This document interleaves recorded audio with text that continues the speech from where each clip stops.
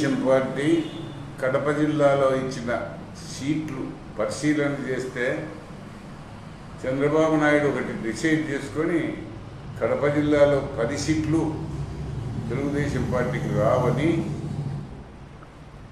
నిర్ణయించుకొని సీట్లు ఇచ్చినట్టుంది. రాయచోట ఆయన తీసుకొని పోయి రాజంపేట వేస్తారు. 4 ఏళ్ల నుంచి కష్టపడి జెండా మోసి ఆర్థికంగా కోట్ల రూపాయలు పోగొట్టుకొని వైసీపీ వాళ్ళు పెట్టిన తప్పుడు కేసులకు బలైపోయి 2 మాటలు జైలుకి పోయిన ప్రవీణ్ కుమార్ రెడ్డి గారికి పొద్దుటూరు సీట్ ఇలా కేవలం డబ్బు ఆధారంగా చేసుకొని IVR అని ఒకటి ఫోన్ పెట్టేది. దాంట్లో నీకు బాగా రాలేదనేది తనకు డబ్బులు ఇచ్చిన వాళ్ళకి సీట్ ఇచ్చేది. పొద్దుటూరు సీటు చంద్రబాబు నాయుడిని తిట్టకుండా తూ అని ఎంగిలి మూసి పార్టీలో లేని వ్యక్తికి అభ్యర్థిగా నిర్ణయించినారు.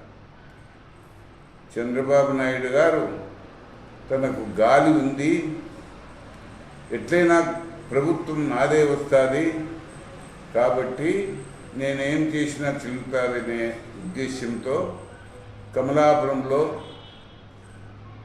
నేను 3 మాటలు గెలిచిన. ఆ ఉత్తర ప్రస్తుతం సీట్ ఇచ్చిన వ్యక్తులు 4 మాటలు ఓడిపోయినాడు.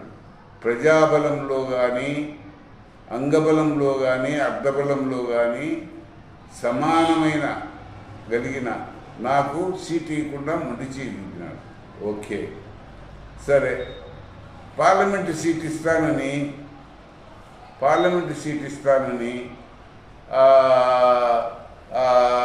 IVR పెట్టాడు. నా పేరుగా కొన్ని పేర్లు పెట్టి రాజకీయంగా అవగాహన కానీ, అనుభవం కానీ, ఎప్పుడే కానీ ప్రత్యక్ష ఎన్నికల్లో నిలబడడం కానీ ఏమీ చేయని వ్యక్తికి ఈ బుద్ధు పార్లమెంటు సీట్ ఇచ్చినాడు. మా పేర్లు ముందుకు తీసుకురావడం ఎందుకు, మాకు మొండి చేయి చూపడం ఎందుకు? తెలుగుదేశం పార్టీ కేవలం డబ్బులకు సీట్లు అమ్ముకున్నాడు. డబ్బులుండే వాళ్ళకే ఇచ్చినాడు. డబ్బులు ఉంటే వాని పిలిచి సీట్ ఇచ్చినాడు. చంద్రబాబు నాయుడు చేసిన ఈ ద్రోహము చాలా సహింపరానిది. తెలుగుదేశం పార్టీ ఇప్పటికైనా తప్పులు సరిదిద్దుకోవాలా, సరైన వాళ్ళకి ఇవ్వాలి. అయ్యా నన్ను పార్టీలో ఉండా సీటు ఎవరికన్నా అయింది, అభ్యర్థి నా సహకారం తీసుకోకుండా, నన్ను అడగకుండా మా ఊరికి పోయి ప్రచారం చేసి పోయినాడు. అంటే తెలుగుదేశం పార్టీ నుంచి నన్ను బయటికి దుబ్బడం జరిగింది. ఇవి అన్నీ చూస్తా అంటే చంద్రబాబు నాయుడికి గెలుపు ముఖ్యం కాదు, ప్రజాభిమానం కలిగిన వ్యక్తులు ముఖ్యం కాదు, రాజకీయమైన అనుభవం ఉండిన వాళ్ళు అవసరం లేదు. కేవలం డబ్బుకు అప్పుడప్పుడు వచ్చిన అనుభవ రాహిత్యులు పిల్లోళ్లకు ఎంపీ సీట్లు ఎవరన్నా ఇస్తారా?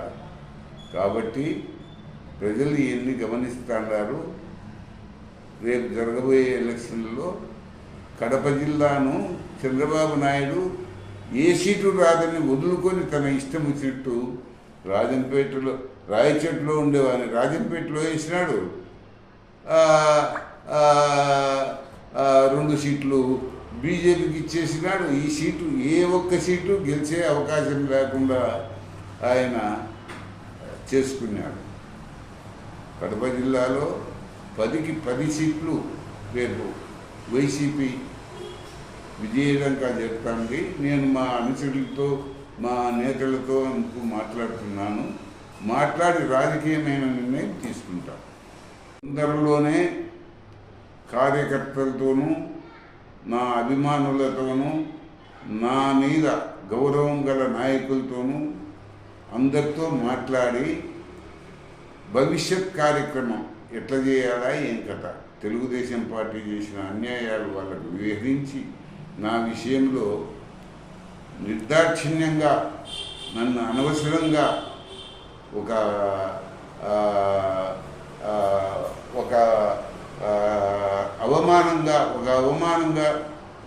అవమానపడేటట్టుగా చేసినాడు. ఐవీఆర్ పెట్టడం ఎందుకు, సీటు ఎవరికో వేయడం ఎందుకు? అనుభవం లేని వ్యక్తికి ఎలాంటి రాజకీయమైన అవగాహన లేని వ్యక్తికి ఎంపీ సీట్ ఇస్తాడా? డబ్బు ఉంటే కడపలో మాధవిరెడ్డికి ఇచ్చినాడు, డబ్బు ఉంది కాబట్టి ఇచ్చినాడు.